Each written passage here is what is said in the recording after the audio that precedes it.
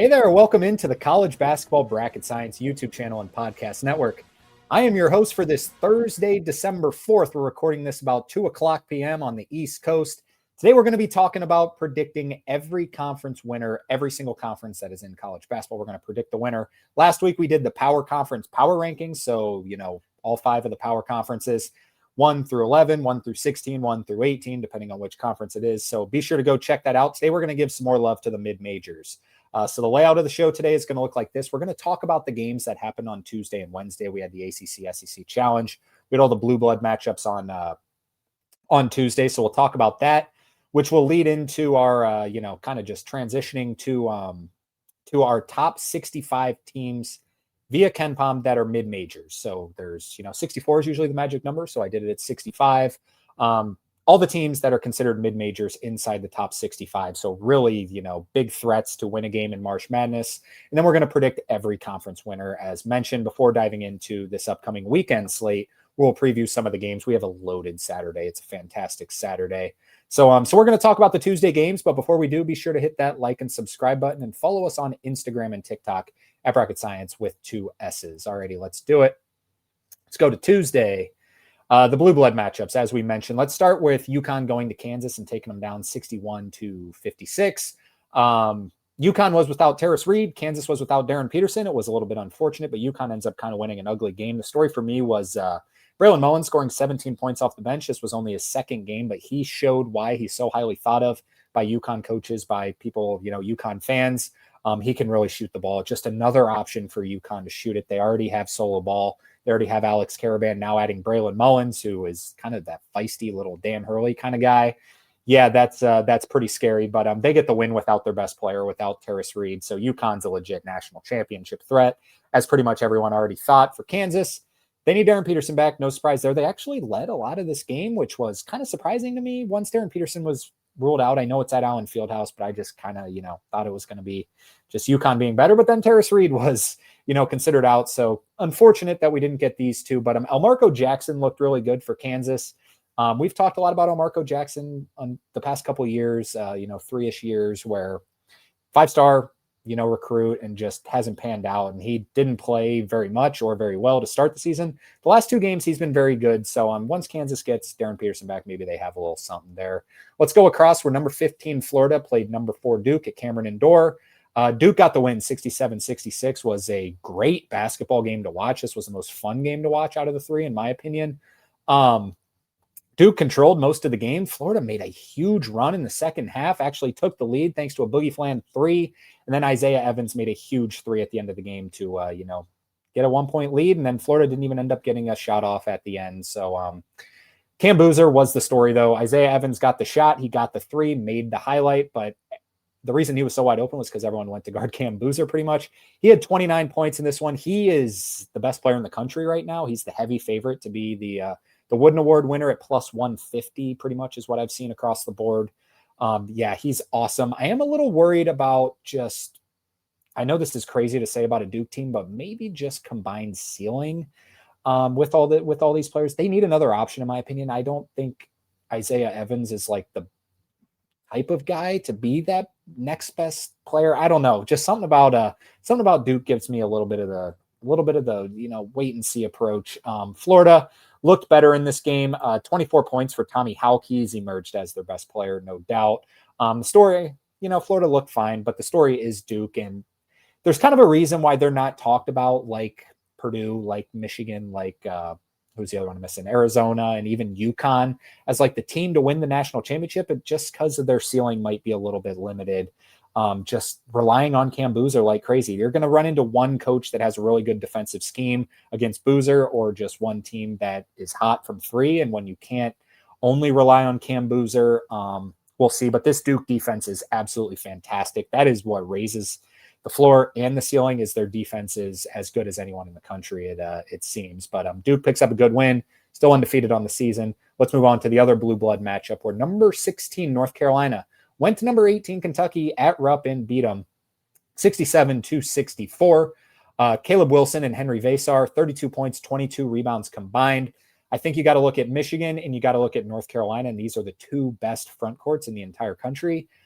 Caleb Wilson has just been awesome. Henry Vasar, just what a get from Arizona. I know Arizona fans were like kind of excited he was moving on. I'm not sure why, and obviously it's working out all right for Arizona, but it's also working out for North Carolina in this one. So good stuff there. This was an ugly game to watch. Kentucky, 1 of 13 from 3. We talked when Kentucky first started having their struggles about like what's going on with Kentucky. It's just not a Mark Pope team. It's not his identity. This team can't shoot. He got a ton of money, got a bunch of talent. The Jalen Lowe thing is still weird. I don't know why he isn't back yet or what the whole story is there. It doesn't seem like anyone really knows. Who knows if he's even going to play the rest of the season. They need Jaden Quaintance back, but their defense is fine. It's just they can't shoot. They can't score the ball. Otega Owe was better in this game, but Kentucky's got some issues going on. All right, let's go through the rest of these a little bit quicker. There were good games, but let's go across again. Iowa played number 7 Michigan State. We said on the last show, is this going to be a welcome to the Big Ten moment for Iowa? It was just no match for Ben McCullum's squad going against Tom Izzo's squad, 71-52. Jackson Kohler is awesome. Jeremy Fears might be my favorite point guard in the country. Just a pass first guy, was 10 of 10 from the free throw line in this game, does everything right for this Michigan State team. Tennessee lost at Syracuse in the, in the dome there. How about that? Syracuse 62, Tennessee 260. Tennessee's second loss in a row. Remember, they lost to Kansas. That's why I kind of thought they'd be, in a better spot here. However, I think this Tennessee team they're not a national championship contender. I will say that. I think they're a good team, and Rick Barnes, obviously a really good coach. However, it just doesn't seem near as good a roster as the past two seasons where they had really good rosters. They made the Elite Eight 2 seasons in a row. But story here is Syracuse. How about them? William Kyle had a good game yet again. Made a big free throw at the end of the game, which we talked about how bad his free throw shooting has been, but he made a big one. So credit to him. Syracuse gets a big win there. Should be maybe somewhere towards the bubble conversation. Number 24 USC did beat Oregon 82-77. Oregon was playing without Nate Biddle. USC was playing without Rodney Rice. Oregon is in serious trouble right now. Missouri did lose to Notre Dame. I didn't see this one coming. In fact, I bet Missouri at plus money. I think this Missouri team's good. They didn't look it in this game. We talked about how Notre Dame can never win the big game. Got a pretty good one here, a pretty good victory here. So we'll see where both of these teams land at the end of the season. Purdue did have no troubles with Rutgers. Virginia Tech beat South Carolina in overtime. I'm sure everyone saw the video of Michi Johnson. Just, what are you doing? Just, he had the ball with, if you didn't see it, he had the ball with like 20 seconds left and didn't even get a shot off. He just dribbled around until like 3 or 4 seconds left and then passed it at the buzzer. It was like, what are you doing? But Virginia Tech picks up a big win here. I think they could be towards the bubble. Texas A&M beats Pitt. Oklahoma drills Wake Forest. Oklahoma, they're sneaky tough. They're not going to be an easy out for the SEC this year. Georgia drilled Florida State. I'm starting to like this Georgia team a little bit, which is kind of strange to say. They're just fun because they play so fast and score the ball very well. Luke Laux is really struggling. The team seems to be getting worse, or maybe other teams are getting better, and Florida State just isn't getting better. Miami did win at Ole Miss. It's a little bit concern time for Ole Miss fans, especially in the football side of things. And then Utah loses at Cal. No surprise there. Let's talk about Wednesday's games real quick. Not a lot to talk about. Number 6, Louisville did go down at number 25, Arkansas. Arkansas led huge in the first half, and then Louisville fought back. Made me a little nervous for Arkansas, but they got good production out of the freshmen. Darius Acuff, 17 points, 10 assists. Trayvon Brazile was awesome in this game, as was Malik Thomas. They just controlled the tempo the entire way. But honestly, like, credit to Arkansas, the better side of the ball was on defense, in my opinion, even though they scored 89 points, because they really contained Michael Brown for a while. They really, really shut him down in the first half until Louisville made their big run in the second half. But credit to Arkansas and that defense on that one. But Louisville did not shoot the ball well in this one. 8 of 37 from 3, not very good there. Michael Brown did have 22 points, but wasn't real efficient from the field. So Arkansas picks up a big win here, their first big win of the season. Louisville suffers their first loss. Let's go across. Number 22, Indiana. First game in Big Ten play for Darian DeVries. Goes to Nico Medved and Minnesota in his first game in Big Ten play. And Nico Medved picks them off 73-64. Kind of cool to see. I wasn't like rooting for anyone in this game, but kind of cool to see Minnesota and Nico Medved just kind of like this team. They came into the game 4-4, and to start off Big Ten play with a win in a court storm, kind of cool to start off the season that way. But Indiana will be fine. They didn't shoot the ball particularly well in this one. Clemson took on number 12 Alabama. Alabama won 90-84. LeBaron Philon continues to be awesome. He had 29 points in this game. This was a scary game for Alabama. They were up 15 in the at the half. Clemson came all the way back and took a lead. I turned the game off because I was watching Louisville, Arkansas, and I'm like, oh my God, this game might go into overtime. And then Alabama kind of controlled late in the game. UCLA did win at Washington. They needed it bad.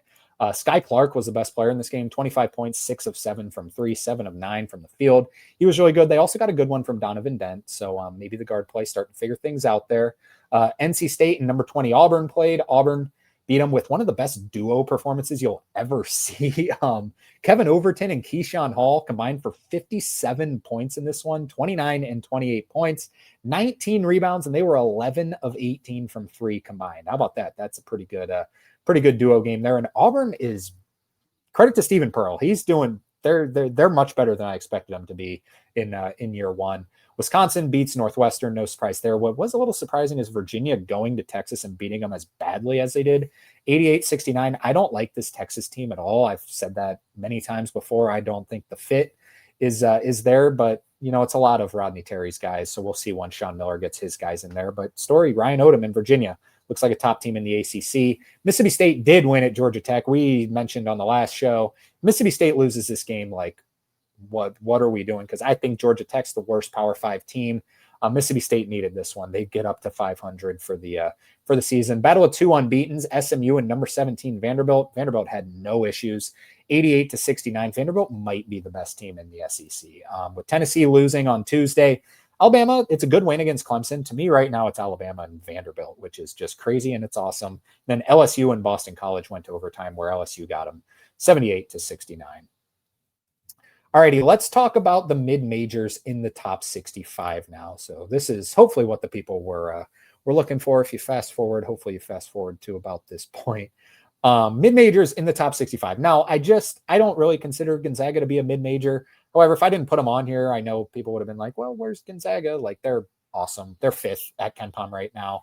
St. Mary's is 34th at KenPom. The WCC should be great yet again. As you can see, Santa Clara on this graphic down at 50th.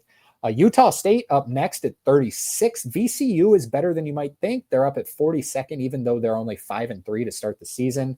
In the A10, a lot of teams on here, if you're noticing. VCU 42nd, St. Louis 44th. We'll skip over them for a little bit. George Mason's 58th. They're 9-0 to start the season. Dayton 62nd. They're 7-2. George Washington 65th. So a lot of A10 schools here. A 4-bid A10 is possible because the Mountain West is down. San Diego State in the Mountain West at 47th. We talked about Santa Clara at 50th. Then just kind of the random one. Boise State's at 60th as well. But the random one in here, a team that is really good and really fun. Akron out of the MAC, 54th at KenPom right now. This team is really good and could be a sneaky 11-12 seed come March Madness time. So these are your mid-majors in the top 65. I was going to do top 100. However, I realized how dragged out that would be because there would be just so many teams where it's like, yeah, what wasn't really worth it. So I wanted to label these specific teams in general, cut it off at 65 here. So here's some mid-majors to know. All right, let's talk about projecting every conference winner. This will be the meat of the show. We'll go through each of these, starting in the A10. So I mentioned VCU is your top KenPom team in the A10. I like St. Louis, though. I think St. Louis has something going there. Their only loss came to Santa Clara. They beat Santa Clara and then lost to Stanford thanks to that missed free throw and then on purpose that Stanford knocked down a huge three on. But I just like this team's fit really well. I saw him beat Santa Clara. Josh Schertz is really good. Robbie Avila is still there. For people who don't know, Robbie Avila is for the St. Louis team. They start off the season at 65th. They've already climbed all the way up to 44th. So that should kind of tell you how much better this team's already getting. I like this St. Louis team. Your other contenders are all we saw on that other list as well. VCU's right there, obviously. George Mason, Dayton, George Washington. Those are probably your biggest competitors. St. Bonaventure is also 8-1 to start the season. Davidson has shown some things. So two maybe sleeper teams there. Definitely not Loyola Chicago, who is dead last at KenPom. Loyola Chicago is 289th at KenPom right now. They started the season 99th. They're almost down 200 spots at KenPom. What in the world is going on at Loyola Chicago? But I'm going with St. Louis to win the A10 this year. Moving on to the ACC. To me, it's Duke right now. Duke, it's obviously Duke or Louisville who's going to win. This is regular season, as you can see on the graphic. It's either Duke or Louisville. I think Duke's just a little bit more solid, a little less fluctuation, a little less of a little higher floor, I guess would be the best way to put it. Louisville can beat anyone in the country. So can Duke. But I would be curious to see like Louisville play, let's say Purdue, and then Duke play Purdue, because I just think Duke would be outmatched by Purdue, quite frankly. And I think Louisville could be a team that beats Purdue by 15, or could be a team that also loses to Purdue by 15. You know what I mean? So they have a little more fluctuation there, but it's Duke right now. Your other teams, maybe you can throw North Carolina in this conversation. In fact, I'm not even going to say maybe. I'm going to say I think you can. Let's make it a three-tier ACC right now. Duke, Louisville, and North Carolina. It's still Duke's in my opinion, but North Carolina looks really good as well. I'd be surprised if Clemson, Virginia, NC State, SMU all sneak up there. So I'm going to go with Duke right now. No surprise there. The America East. It's Vermont. It is 100% Vermont. In fact, they're 70 spots higher at KenPom than anyone else. Vermont is 5-5 to start the season. They're projected to go 11-5 in the America East, though, via KenPom. UMBC, remember UMBC? Yeah, they're second. Bryant is third, but yeah, it really looks like it's going to be Vermont. UMass Lowell's been the biggest competitor to Vermont the past couple seasons, and UMass Lowell is just bad this year. They were the team that was down what was it, 57-7 or something to UConn. So yeah, it's Vermont. They got the most talent, the best coach, best program in the league. Let's move on to the ASUN, where I'm going Florida Gulf Coast. This is kind of a fun team to watch if you haven't really paid attention. Now, they're second at KenPom right now, just behind Lipscomb. I'm a little bit, I'm not as high on Lipscomb than most people, so that's why I'm going to go Florida Gulf Coast. They're both projected to go 12-6 in conference play. Other teams you could kind of keep an eye on, Austin Peay and Queens would probably be your next biggest competitors. North Alabama, I'm not sure they have the pieces this year. A little bit of a rebuild year, but I'm going with Florida Gulf Coast in that one. In the American, I know Memphis fans probably just hate me because in the preseason, I actually picked USF, and now I'm going with Tulsa, just kind of skipping over Memphis. Memphis is the favorite via KenPom. However, they started off the season 52nd at KenPom. They're all the way down to 74th now, so they're plummeting. However, Tulsa started the season 139th at KenPom and is all the way up to 85th in the country. So I'm going with Tulsa. I really like this team. I saw them against, was that Kansas State? Was that the game I watched? Yeah, where they, kind of choked it away late. If they'd have won that game, you might be looking at a Tulsa at-large caliber team. So we'll see. Tulsa really hasn't beaten anyone. Their best win is, they beat Northern Iowa, who is, you can see, is actually on this list. So not a bad win there. They did beat Austin Peay, who we just talked about. And yeah, so we're going to see about this Tulsa team, how they can do against USF, and Memphis are going to be your other two competitors, in my opinion. However, USF just not as good as I initially thought they were going to be this year. In the Big 12, I had to stay consistent, and I went with Arizona. I have Arizona ranked number 3 in my rankings right now. I believe I have Iowa State 4th or 5th. However, I think it's going to be Iowa State or Arizona. I do think it's going to be these two teams this year. I know last year, after Maui, when Iowa State took Auburn to the championship and real close game in Maui, I said, I'm like, it's Iowa State, and then it seems to be the rest because Houston had a rough non-conference, and then there goes Houston all the way to the national championship game. So never count Houston out. However, I am going to go Arizona, then Iowa State right now. BYU is also right there. We can't count out BYU yet. There's another sneaky team. I'm going to keep saying them. It could be Texas Tech. I don't think they're ranked 31st at KenPom right now. They're not the 31st best team in the country. They're better than that. So we talked more about conference power rankings, like I said, for the power conferences in the last show. So be sure to go check that out. In the Big East, UConn, it's Big East, and then it's UConn, a giant gap, St. John's, a giant gap, and then probably Villanova, Butler, Creighton, Seton Hall, and then a pile of garbage, and then Providence, Xavier, Georgetown, Marquette. Yeah, it's UConn. No surprise here. They're by far the best team in the Big East right now, by far the highest ranked team in the Big East right now. In the Big Sky, I'm going to go with Northern Colorado here. This was actually one I looked at way too long because my preseason picks Montana. I like Montana. They've kind of fallen a little bit. In fact, they're projected 6th at KenPom right now in the Big Sky. Northern Colorado's picked second. Montana State, who just took Utah State to overtime, is actually picked first. But in terms of the country, Montana State is ranked 153rd at KenPom. Northern Colorado is 154th. Portland State is also undefeated against the spread this year, for those who care about that. They're 158th, so maybe them. And then Idaho State, Weber State, also right there. But I wouldn't count Montana out. I would say it's right now I'd go Northern Colorado, Montana State, Montana in the Big Sky. Let's move on to the Big South, where it's no one else other than High Point. Sorry, I'm trying to find their conference here. Wow, Big South ranked very low this year. High Point's ranked 81st in the country. Winthrop is ranked 106th. Those are your two teams that have, any sort of realistic chance. Then after that, it goes down to 224 with UNC Asheville. So it's pretty much High Point, Big Gap, Winthrop, Big Gap, and then the rest of the conference. So going to go with High Point in that one, although they've stumbled a little bit as of late. We talked about on one of the shows a while ago, before they played UAB, we're like, if they beat UAB, they might win every single game in the regular season. They might be an undefeated team. They lost that game, and then they did end up losing to Southern Illinois, which was kind of concerning. So we'll see about this High Point team. Next up, let's talk about the Big Ten, where I'm going with Michigan. You can go Michigan, Purdue, whatever. Michigan State should also definitely be in the conversation there. I think that's about it. I think that's where you can cut it off at. If you want to say UCLA has the talent, or Illinois would be the other team where I wouldn't be surprised if, the schedule aligns the way that it could, that they could be a sneaky team to win the Big Ten. But pretty much cutting it off at 4 there. In the Big West, it is UC San Diego again. I don't know how. I genuinely don't know how, but this team is fun. I picked UC Irvine in the preseason. They're still right there. It's pretty much between UC Irvine, UC San Diego, Hawaii, and UC Santa Barbara.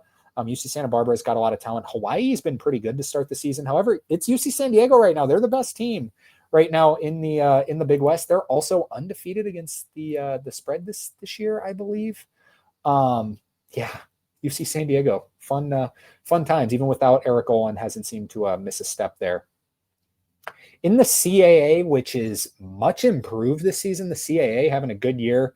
UNC Wilmington's my pick. There's a lot of teams you could realistically pick from. UNC Wilmington's 103rd in the country via KenPom.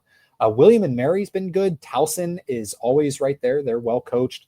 Hofstra, Charleston with Chris Mack there. However, I do think it's UNC Wilmington right now until it's not. Takeo Siddle could be on pace to get a new job here in a couple, move up in the ranks here in a couple months once this season's over, if he can get them back to the NCAA tournament.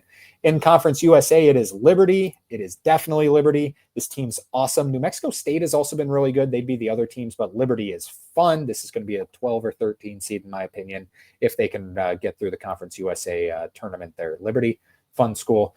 The Horizon, this is like one of the most boring leagues in the country, in my opinion. I went with Youngstown State, who was also my preseason pick.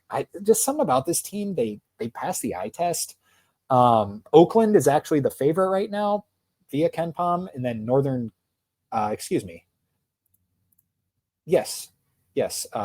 is the favorite, and then it's Robert Morris, and then Youngstown State, but they're right next to each other, and then Northern Kentucky. Also in the conversation, Green Bay. Doug Gottlieb. I'm just kidding.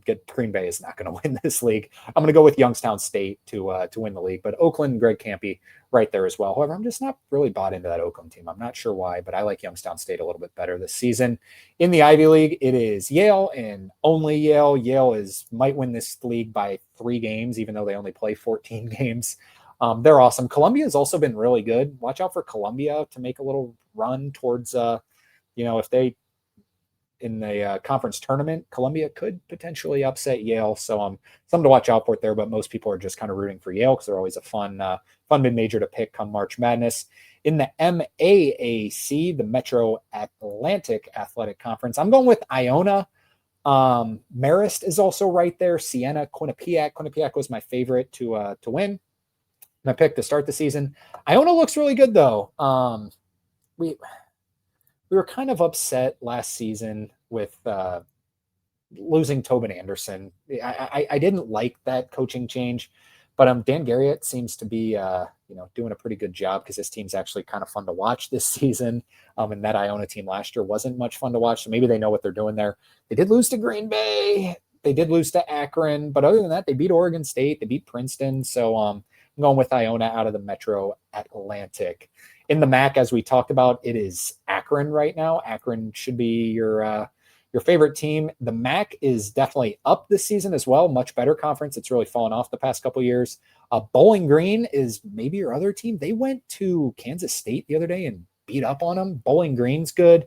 Miami of Ohio is also good. They're undefeated. They're 7-0, which coached by Travis Steele there is actually John Gross, the coach of Akron's brother. So that could be a fun little rivalry there. And then Kent State's always right there. Todd Kowalczyk over at Toledo, also kind of in the conversation. But to me, it's Akron. They're 56 spots ahead of anyone else at KenPom. Really fun team. In the MEAC, the Mid-Eastern Athletic Conference, which ranks the worst conference via KenPom right now, it's Norfolk State. And only Norfolk State, they're 84 points ahead of anyone else, which second would be Howard and Maryland Eastern Shore, NC Central, but it is definitely Norfolk State conference to lose, as it seems to be pretty much every season. The Missouri Valley, a little bit more up for grabs. This conference has been good this year. Belmont is actually your favorite via KenPom. Northern Iowa is only a couple spots behind them. I'm going with Northern Iowa. I like this Northern Iowa team a lot. Murray State's also got a lot of talent. Illinois State got all the hype coming into the season because they brought back they brought back 2 all-conference players, which is strange for the Missouri Valley. Usually they're transferring out. So right now it's kind of Tier A, Belmont, Northern Iowa. Tier B would probably be Murray State and Illinois State. And then Tier C, you got Drake, Bradley, Southern Illinois, Valpo. Valpo took Marquette to overtime the other day. My goodness, Marquette. They're in rough shape. But I went with Northern Iowa. I like this Northern Iowa team. I think they've got some talent there. Moving on to the Mountain West. I think the smart pick has to be Utah State right now. I made a prediction in the preseason that I thought San Diego State was going to win this conference by more than one game. I thought they'd win it by 2-3 games. Utah State, it's just, I'm tired of talking about Utah State being, I mean this in a good way. I'm tired of talking about the remaining undefeated teams, who's going to be the last undefeated team. And every season it's Utah State. It's unbelievable. I meant that as a positive. It's unbelievable how they just continue to win and win and win. Jared Calhoun has done an outstanding job there. We did mention that they went to overtime with Montana State. They did beat VCU. They beat Davidson, beat Tulane. No real elite wins. However, they haven't lost any games that they should lose. You can't say the same about San Diego State. San Diego State lost at home to Troy. They also got blitzed by Michigan, but so did everyone. They lost to Baylor. They did beat Oregon. So to me right now, it's a 2-headed race between Utah State and San Diego State, but I think you got to lean Utah State. If they're the last undefeated team in the country, my goodness, let's look at their schedule. So they get South Florida tonight. That's like the only decent game on Thursday. You'll know the result by the time this releases. And then outside of that, it's Mountain West play outside of Charlotte and Illinois State, which they should beat. Utah State might be your last undefeated team in the country, as we say every single year. What a tremendous job by their staff there. Boise State, Colorado State, maybe no. I'm not even going to mention Nevada in this conversation. I probably shouldn't even mention Boise State and Colorado State, but Colorado State's got a big one this week. We'll talk about. We don't know how good they can be. It's Utah State and San Diego State until it's not. In the NEC. Well, with Central Connecticut State, it's a 2-headed race between Central Connecticut State and LIU. LIU's got probably more talent than Central Connecticut State.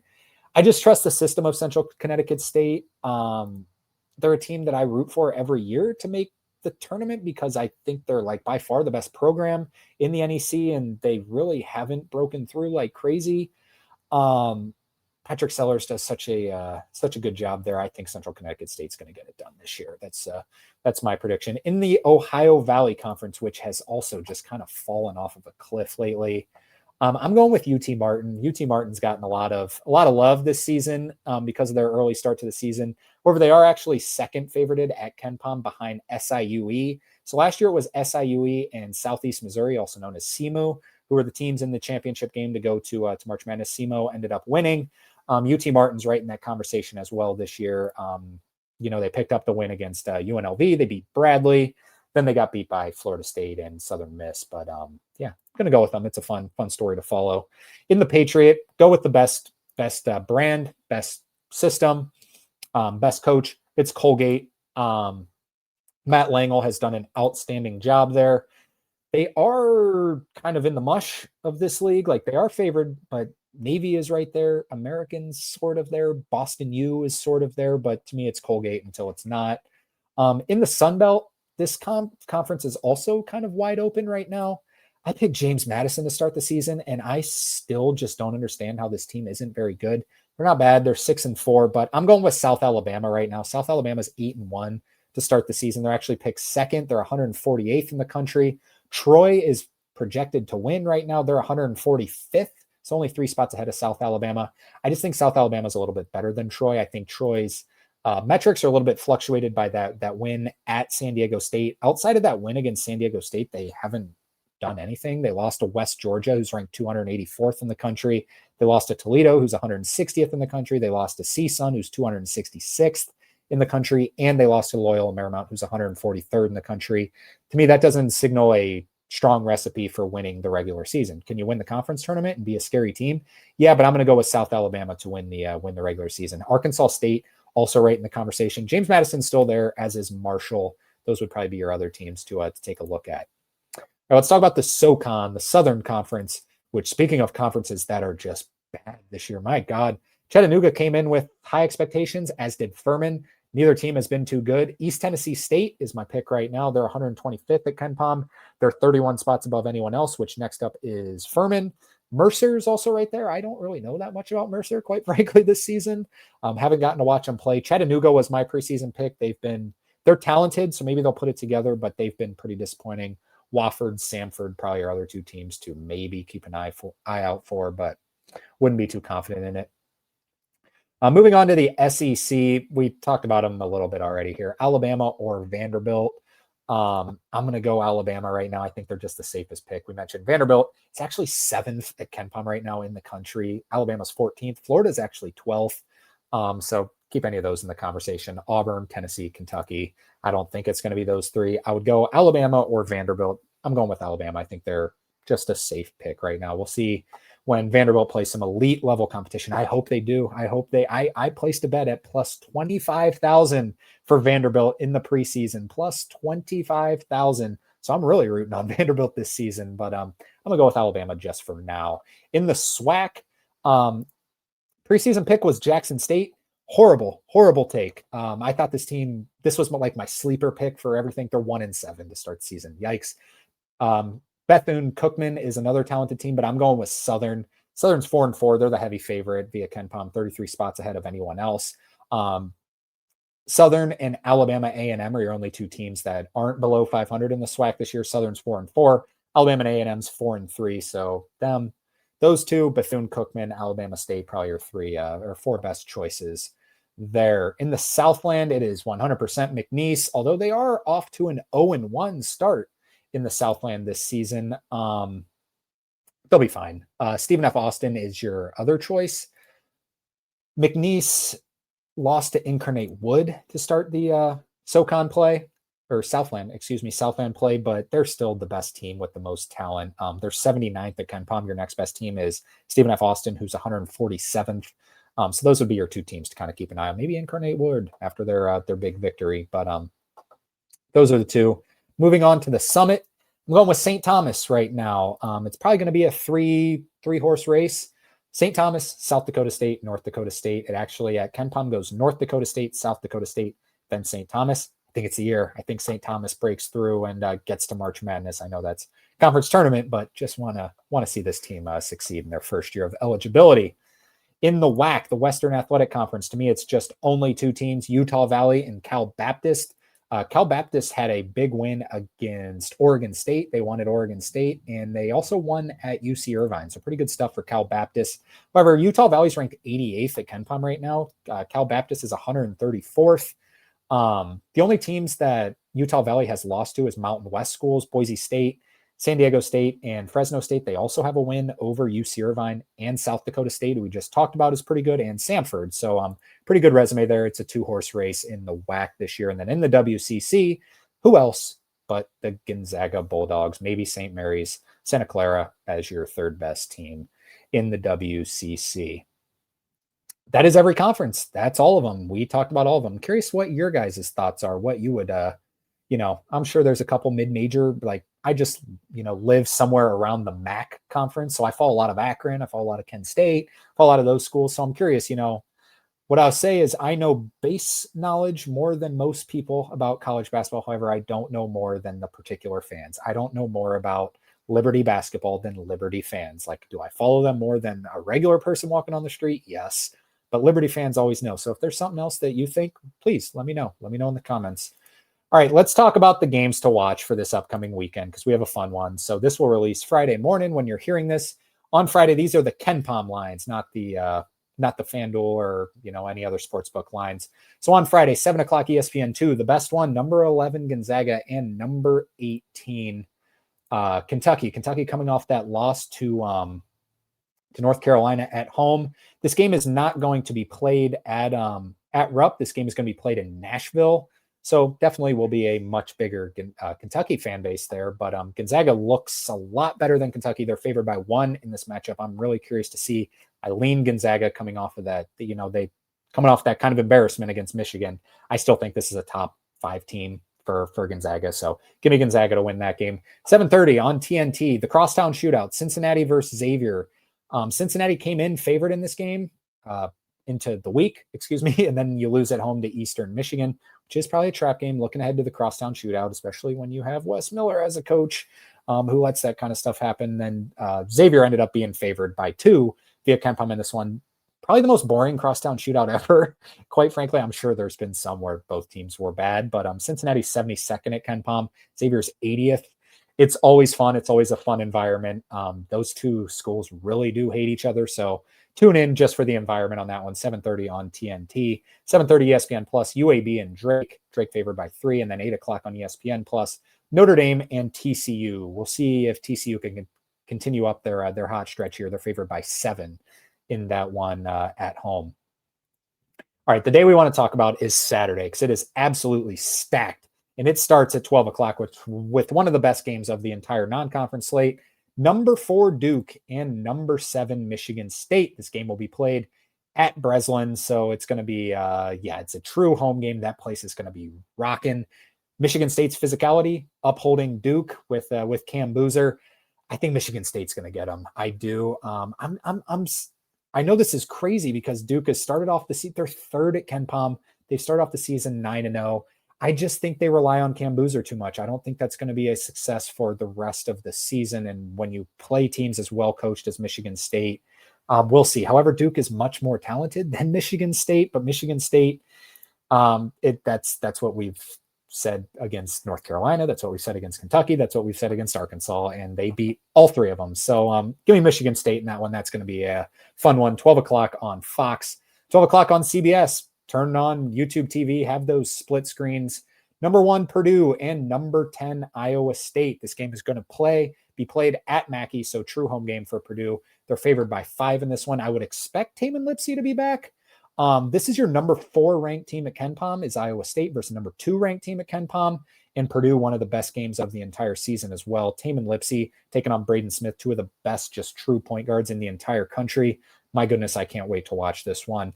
12 o'clock on ESPN2, Dayton versus Virginia. Virginia coming off that big win. They're favored by 4 at home against, this game is not going to be played at Virginia. This game is actually going to be played in Charlotte. So definitely an advantage for Virginia in that one, but not a, true home game. Next up at 2 o'clock, it is going to be Marquette and Wisconsin, a big rivalry game in the state of Wisconsin. Wisconsin is good. Marquette is not. So I'm going to go with Wisconsin in this game. They are favored by 11 in this matchup. These two teams play every year. Battle for Wisconsin. Wisconsin, I think they're going to win pretty easily. However, it's a rivalry game, so anything can happen. 2:15 on CBS. I love how CBS does this. 12 o'clock, 2:15, 4:30, as you see on here. ESPN needs to learn this because as much as I love those blue blood matchups, we had a game at 7:30, 9 o'clock, and 9:30 on Tuesday when we had all those big games. And then the split screen just, it didn't work because it wasn't, 7:30 to 9 o'clock. It's like those games they overlap, but not enough for YouTube TV to consider it I don't know. I didn't like that. ESPN's got to learn something from CBS here and do what they're doing here. But number 6, Louisville goes to number 22, They go to Indianapolis. It's not played at Assembly Hall. It's at Gamebridge Fieldhouse. Louisville is favored by 4 in this game, even though it'll be a very heavily Indiana crowd there. However, Louisville not too far from Indianapolis as well. So this should be a really fun matchup, 2:15 CBS. 4:30 on CBS, Baylor and Memphis. Memphis needs this one badly. They need it badly. I believe this game is being played. Yes, it is going to be played at FedEx. It's going to be a true home game for Memphis, but Baylor is still favored by 3 in that one. I kind of lean Memphis in that game. I think Memphis's physicality might just be a little too much for Baylor, but we'll see. 5 o'clock on CBS Sports Network. For those wondering why I put this game, this is the most underrated rivalry in all of college athletics. Colorado and Colorado State. These two teams do not like each other. This is a very big rivalry game. This game is going to be played at Colorado State. They do home and they play each other every single season. Colorado State's favored by 4 in this game. Colorado is also undefeated coming into the season or coming into this game. They're 8-0. They have wins over Washington, over Providence. Colorado State has also been better than expected. They're 68th at KenPom right now, up 11 spots from their preseason rank. They lost to Virginia Tech, and then they did lose to Denver, but they have wins over Wichita State and South Florida. So this should be a fun one. 5 o'clock CBS Sports Network. I encourage everyone to watch this rivalry because it's an underrated rivalry. 6 o'clock on Peacock, Oregon and UCLA. UCLA favored by 10. Oregon, ooh, watch out for the Ducks this season. This team might not be a top 14 team in the Big Ten this year, especially with Minnesota winning games over Indiana. Ooh, we'll see. UCLA favored by 10 in that matchup. Oregon down to 83rd at KenPom. 8 o'clock on Peacock, Ole Miss, who is really struggling as well, taking on number 23 St. John's. St. John's favored by 10 in that matchup. Big spread there, but yeah, Ole Miss down to 52nd at KenPom. St. John's is 18th. This game will be played at Madison Square Garden. All right, a game between the Oranges yet again. Tennessee played Syracuse last week. Now they get Illinois, where it's like they just want to show off their orange color and say they're the better orange team, although they did lose to Syracuse. This game will be played in Nashville, so heavy towards Tennessee. It'll be a semi-home game for Tennessee. Tennessee is favored by 2 in this matchup. That game is at 8 o'clock on ESPN. Nate Ament and Jacoby Gillespie looking to come back after two straight losses. I would lean, if they were both coming in like undefeated or something, never really tested, I would actually lean Illinois, but coming off of those two losses, it's a little scary for Tennessee. They desperately need a win. 10 o'clock on ESPN, number 20 Auburn and number 2 Arizona. We haven't talked about Arizona a lot lately, kind of just getting into their bye game schedule after that gauntlet they played to start season. Now it's getting back to another gauntlet where they will play number 20 Auburn. They're favored by 8 in that matchup. All right, now just a couple games to talk about on Sunday. A big rivalry game as well, for those who don't know. Missouri taking on number 21 Kansas. Kansas favored by 2 in this game. This is at 1 o'clock on ESPN2. Missouri got them last year. This game is played in Kansas City, so neutral site game. Kansas, will they have Darren Peterson back? I would expect. I also thought he was going to be back last game, but I would expect him to be here for a rivalry game. 3 o'clock on ESPN2, LSU and Texas Tech. LSU's undefeated. They are still undefeated, and they are 25th at KenPom. Now, I said on the last show, I don't really buy it because they haven't played anyone, and then they played Boston College and went to overtime with them. Ended up winning by 9 to boost that ranking a little bit, as they're boosted all the way up to 25th. Texas Tech is 31st, so at KenPom, LSU is favored by 1. I don't think they will be favored by 1 when the betting markets come out. It'll probably be Texas Tech 3.5, 4.5, 5.5, maybe 6.5.